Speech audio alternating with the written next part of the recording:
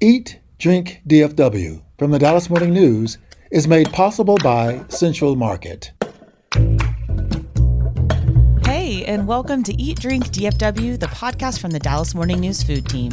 Each week, we take a look at food and drink trends in North Texas, talk about restaurants in Dallas-Fort Worth, learn some new recipes, and sometimes even get tips from you, our listeners. I'm Anna Butler, the Dallas Morning News' food and events editor. We'll be catching up on a new supper club in the burbs and a new spot inspired by the Hamptons in downtown Dallas. Then we'll be talking about margaritas and their history in DFW. That's all coming up right after this. Central Market is really into food. Like when we say cheese, it's in 12 languages into food. Butchers, bakers, and sushi roll makers into food. We're talking so obsessive about quality you can shop blindfolded into food. Central Market is really into food. If you are too, then let us turn your shopping list into a treasure map. Get inspired, get adventurous, or just get a chef-made dinner when you've got more taste buds than time. No place makes every meal more amazing like Central Market. Really into food. Shop now at centralmarket.com.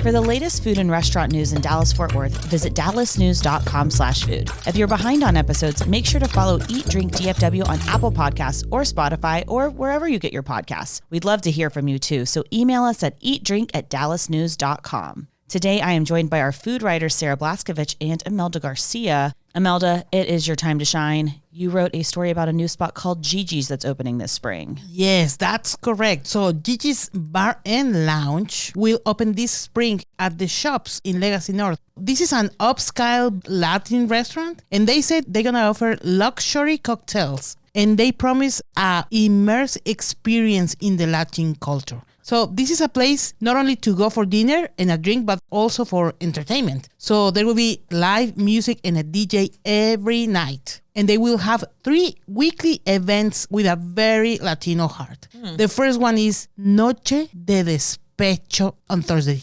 Do you know what is despecho? No. I was thinking Despacito. No. Despecho means spite, resentment. That day that you want to erase your ex, you know? Ooh. It's a all drama queen girls night. That's funny. Yeah, it's funny. So the second one is going to be a Latin night. They're going to have a dance music on Saturdays. And they will have a weekend brunch. There will be a DJ and a Eggs Benedict bar. It's fancy, huh? Fancy. I've never been to an Eggs Benedict bar. And I've been to a lot of bars. That's a brag, but it's true. So yeah, Gigi's is one of several places that will open in Legacy North. So this is a spot now, I think, for business and for entertainment. A few weeks ago, we published a story about Lviv Steak and Fritz coming to this place. Lilo's Coffee and Company and YU House, where it's an all-you-can-eat dining experience. So this is very interesting for that area. All-you-can-eat Wagyu is kind of crazy. So sign me up for that. I guess I could be doing an entire night out at Legacy North now. And if it's on Thursday, it's going to be more fun, you know? You get to yell about your ex. Okay, is it fair to say that maybe this is a new supper club too? Ooh, we have a lot of supper clubs these days. I was just thinking that it sounds like it's kind of meeting that Richter scale where we're expecting to have all of these new things like Delilah from Las Vegas, and you're going to get dinner and a show. And it's not just medieval times. Correct. That's not where I thought you were going to go. Yeah. They don't all have horses and soup that you eat with no spoon. I'm into the idea that you do something at a restaurant besides eat. This entertainment quality feels like very post-COVID to me. It feels like we've gotten to a point where we're, all kind of back in restaurants. We're sharing our food again. Those of us who are over 30 years old are drinking again, because apparently nobody who's young is drinking anymore. Another new one that was announced is Oxford Rose in Uptown, and that is in the Moreau building, which I just thought was interesting because it's the same thing. They're going to have entertainment every night. It might be a comedy show. It might be a DJ, might be a band. What it reminds me of is one of my favorite films of all time, White Christmas. No. Did y'all ever watch it? Bing Crosby, Yeah. Danny Kaye? Yeah. But they have that kind of dinner and a show thing. And I'm like, maybe this is a bygone era that we're actually going to get to live through. Hopefully I don't have to wear a hoop skirt. Yeah. I mean, you make a good point about how what's old is new again. This throwback thought is very vibrant right now. I have another example of it, which is that there's a steakhouse in the design district called Evelyn that should be opening really pretty quick here. And it is designed to feel old Hollywood, but it's brand new. So they want it to be modern, but it's supposed to look like the 60s and 70s. It too has a special room with entertainment and dancing. So just up the road from Gigi's is Legacy Hall, which is a massive food hall, all kinds of things going on in it. But the guy behind Shanghai Taste, known for its soup dumplings, Jimmy Lee, is helming another new restaurant. This will also be Chinese street food. It's called Street, just very simply. But this is actually pulling from markets all over China. So that's a little bit different, but you should be able to expect, authentic pot stickers. That's really the big one that they were showing off in the news release that we got about this. Otherwise, I'm excited to see what else is there, but it's going to open early next month. I would love to eat at a Chinese street food restaurant. I am concerned that the word street is really tough on Google. Yeah, correct. Are you talking about a search engine optimization? Yeah, I don't know how many chefs think about SEO. I do quite a bit in the news business. And the name street, that's a toughie on the internet. I am curious about what will be the most weird thing that this guy is going to offer, because street food in China, I don't know. I love this question. Yeah. I think it is a really good question. And the answer is I don't have the answer. That being said, again, pot stickers were the big one that they were showcasing, which I think sounds interesting. And to me, dumpling adjacent, my favorite food group. My 4-year-old just had pork gyoza at a Asian restaurant the other day. And she was like, I don't like gyoza. And I was like, do you like dumplings? And she said, yes. And I was like, those are pork dumplings. And she ate all of them. Oh. It's just about words. I did get a classic bamboo steamer over Christmas and have been using it to cook up all kinds of dumplings. I buy them from anywhere I go. And so we're just trying all of them to see what I can and can't do at home. We're going through a dumpling thing at home right now because there's a lot of internet stuff about how to make, your Trader Joe's dumplings better. And so we just recently bought the box of dumplings from Trader Joe's. We did the chicken ones and then added like the spicy chili crunch and some other sauce to it. And it was great. Oh, I forgot that I have an update. I've been to Cafe Dior. What? What did you wear? I don't remember. This is my biggest fear, is that I don't have any Dior to wear to Cafe Dior. I went very classic. I wore jeans and a nice white silk top, mainly because I don't own any Dior either because I'm a journalist. Yeah. Yep. We had an early-ish reservation. I just said early-ish. It was noon. But we ordered a bunch of things, and the takeaway was this. All of the food was absolutely delicious that we ordered. All of it was what we'd heard. It was very small. But I think they've been getting the feedback that things are small, so they're like, hey, here's some extra stuff to tide you over. So we had ordered a hamachi crudo and then a beet and feta tart, the drape tart. Everything was absolutely stunning, vibrant colors, very well balanced. And then they're like, here's some French bread to go with it. What do you think of when you think French bread? Crusty. Buttery. Neither of those things were present. There was not a crust on this bread. It just so happened to be a roll. They served a really great butter packed with microgreens inside of it. And the butter was really tasty, but you didn't want to eat the bread. But you wanted to eat the butter. See, this is my problem with bread and butter all the time. I want the butter. Totally. And so then our entree course was supplemented. So I got the prawns. My friend got the tuna, which was a very special toro that day. So it was like extra, fatty tuna. But they served us their potato rosettes, which is just like a pomme duquesne. So it's, imagine just you put it in a piping bag and it's pretty and it's mashed potatoes in a shape. They weren't seasoned. So let's call it the potato really came through. Because that's all it was. Yeah, I was like, it just needed like a little bit of salt. It was just these things where they were like, let's fill these people up so they don't say that they're not full at the end of the day. Those things weren't home runs. And so that was a little bit frustrating. What I will tell you were a home run were the cocktails. Those were Really? sensational. Oh, really? I Wow. had some really nice cocktails while I was there. Man, I wouldn't have thought that at all. I'm thinking fancy, tiny little food and like champagne. We had gone with every intention, by the way, of doing the high tea. And we sat down and they're like, oh, it's not ready yet. So Oh. they had the chicken salad sandwiches, I guess, if you'd wanted to get those. And those actually looks like the biggest thing you could order on the menu if you're going for option value on that. But apparently the high tea doesn't come out for like a week or two. This is a big tip. I'll be interested to see if, for instance, since it gains Michelin attention. I could imagine someone sees the chef's heart on the plate there. That being said, it's not very evocative of Dallas. I don't know if I would travel for this meal that I had. I'm always thinking about this Michelin idea now that Michelin is in Texas. Like, what is Dallas food? What is Texas food? And I got to say, I know that I don't understand Dior Cafe and it's clearly not for me, but that is not a Dallas restaurant.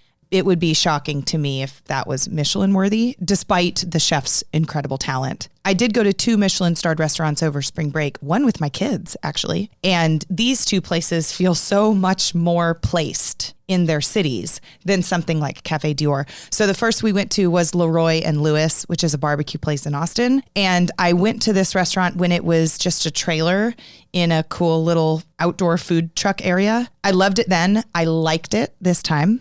But, you know, this is special barbecue. We waited an hour in line and I had a really good experience. However, it made me question why some of Dallas-Fort Worth's barbecue places weren't a Michelin 1-star restaurant if Leroy and Lewis is. That's going to haunt me for a long time, actually. The best thing we had was a burger, and it was a really great burger with brisket in it.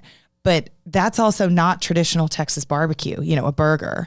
And then we went to March in Houston, which is a 1-star Michelin restaurant. And I believe probably the finest restaurant on Michelin's list of 15 1-star restaurants. And I think, you know, they will be a contender for 2 stars this year or next year. Whether they'll get it remains to be seen. But this is a restaurant where for 6 months they are focusing on Old World Venice. And we just had a thrilling 9-course meal. My husband got the wine pairings. I just picked some wines to go with some of the courses. It was $350 per person just for the food, not including the pairings.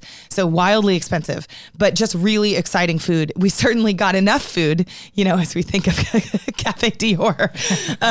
Of course, it was 9 courses plus a whole bunch of add-ons. It's the kind of place where they keep bringing you extra stuff. But it's really on my mind, like, what kind of food do we have in Texas that is really award-winning? And March is one of the best restaurants I've ever been to in Texas. So it was a really cool spring break. Hey, and Michelin is coming again. I mean, they are like testing places right now. Huh? Yes, we believe that they're, you know, among us regularly. We don't know who they are, but yeah, another Michelin guide will come out this fall and another after that. We are guaranteed at least 3 years of Michelin attention, and then I think they renegotiate the contract. I will say I was trying not to look both ways while I was at Cafe Dior because there were people sitting next to me that were speaking fluent French on either side.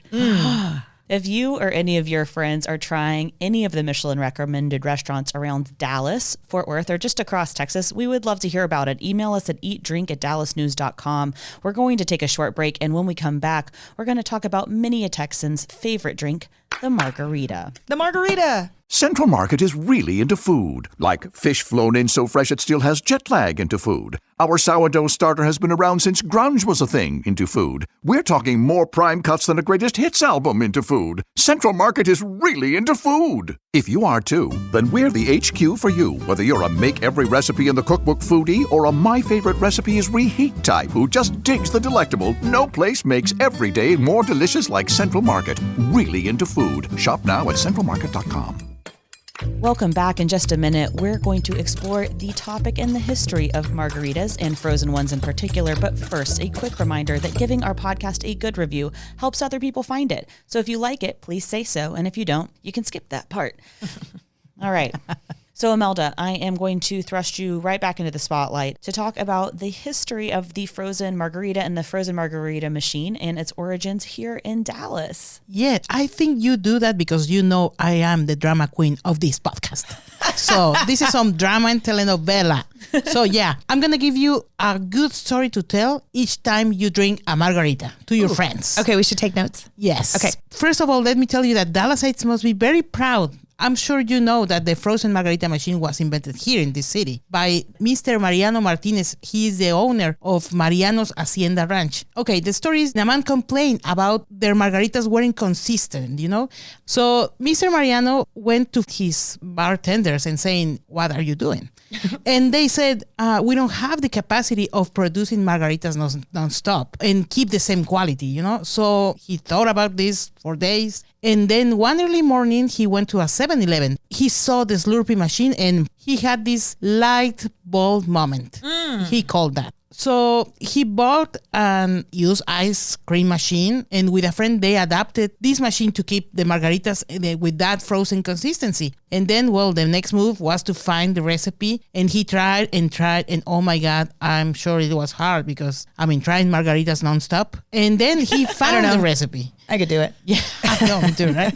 So this changed the game. This became so popular that other restaurants started to do the same all over the world. I mean, he said that his machine is in 47 countries. And now, since 2005, this original first margarita machine is in the Smithsonian National Museum of American History. So this is a true hero, a true Texan hero, I think. Excellently said.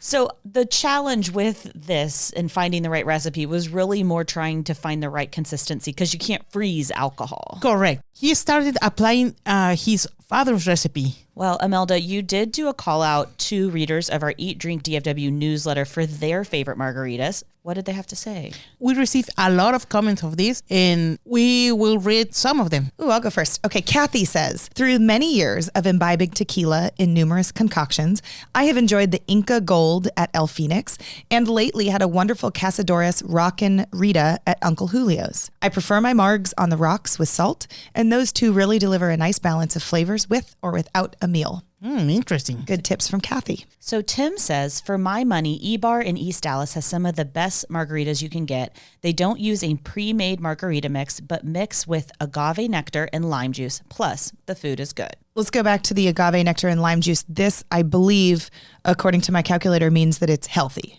Yeah, sure.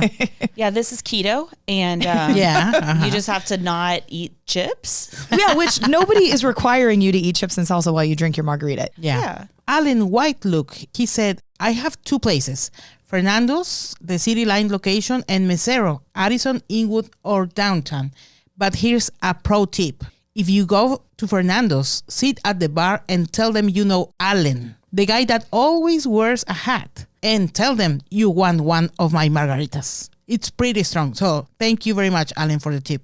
Okay, so you go to Fernando's and you say, I know Alan. Yeah. It's as simple as that. The guy with the hat. I want one of these margaritas. I want to know what pretty strong means because that's a spectrum. You know, one of my thoughts about margaritas in general is that I don't like to get too crazy with what goes in a margarita. After trying a fair amount, I feel like the best margarita is going to be like the house margarita. You can get top shelf tequila if you want to, but like I don't really want avocado in my margarita. I don't need hibiscus. I just want one that's greenish with the normal ingredients. I'll take the agave or the skinny version, but I don't want a gussied margarita. What do you guys think about that? I can't do super sweet, so I like the fresh fruit ones, not like the fruit concentrate weird mixes. There's a place in Austin I love that does a mango margarita called Julio's. I'm also a fan of the lime margarita. I'm open to all the flavors also. For example, the jalapeno one, I love that because it's that kick. You know? I agree with that too. Now that you say it, also just a regular margarita with tahini on the rim. I like that better than salt. I want to know what Julie thinks. I'm actually a really big fan of the Mabo Taxi, but my husband made these beautiful blood orange margaritas this weekend. And he's committed. He'll buy a ton of fruit and squeeze it and agave nectar. Yeah, he commits. And he always buys really good tequila. But I can't drink more than one because they taste great, but they also remind me of too many hangovers I've had in the past. It's just, the smell alone. I've never had a hangover before. What? Oh, girl. We need to go to one night of despecho. Okay, Imelda, I do have to know what your favorite is. Okay, I have two. La Picosita from La Calle 12. It's with jalapeno. I love the Mariano's margarita with this lime garnish. It's beautiful. Are you talking about they cut a lime wedge and like turn it inside out? Yeah. And it looks kind of like a wagon wheel? Yeah, it's amazing. It's beautiful. It is beautiful. And it's a good margarita. And there's a limit of 3. I love that. I feel like when I see something like that on a menu, I'm like, ooh, this is a good one. This is a good one. Yeah. Sarah, are you going to add that to your way to get out of the house right now during Lent? Oh, yeah. So My husband and I for Lent gave up drinking at home. Oh. And since January, we've really been drinking almost none, which really contributes to worse hangovers, if I can say. When you're in drinking shape, it's easy to drink regularly. When you're not in drinking shape, every time you drink more than 1.5 drinks, you feel terrible the next day and the sleep is really bad. I don't know what kind of advice I'm giving right now because clearly it's easier To stay in shape. I know, to stay in drinking shape.